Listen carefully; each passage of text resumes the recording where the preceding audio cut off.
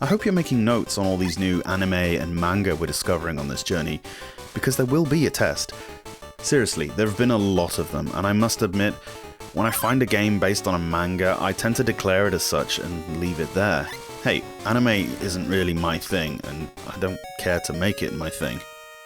Ranma 1/2 is a manga that started in the 80s, where the main gimmick is this teenage boy called Ranma, who turns into a girl when splashed with cold water, only to change back into a boy when splashed with hot water.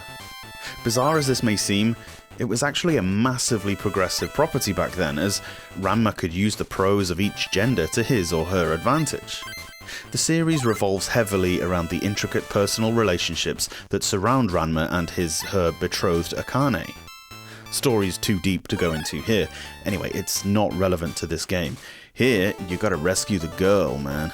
So much for progression, eh? The game immediately feels like SD Lupin III, being a free-roaming, top-down puzzler with bad guys dawdling around trying to catch you, while you sort out this or that. And there's a good reason for the similarity. The developers and publishers are the same.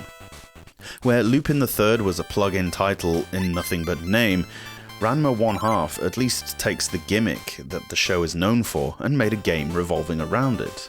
Each level presents you with an open arena with lots of boxes and enemies walking around. You can push blocks and open crates in a similar manner to The Adventures of Lolo. You typically start off as male Ranma and, as in the show, can turn into the girl by finding a cold water receptacle or having one thrown at you, and finding a kettle or some such thing will reverse the change. The aim of each level is to find 3 of Akane's possessions, hats, gloves, that sort of thing, at which point she'll burst out of thin air and run towards the player. Catching her ends the level. Switching gender is not merely a cosmetic effect or a stitched-in fan service, it actually features pretty heavily in the puzzle-solving aspect of the game. When boy Ranma, any block that gets pushed will travel in that direction until it hits something. As girl Ranma, blocks are pushed one space at a time, much more precisely. You'll need to use both skills at various moments to get through these stages. If you can't find the necessary kettle or bucket, wait around and Ranma's dad, in his cursed panda form, yeah, this show is mental, will throw one at you, akin to how he would hurl Ranma into ponds or squirt him with hoses in the show. This feels a little like the Japanese exclusive version of Popeye, although not nearly as randomized as that one.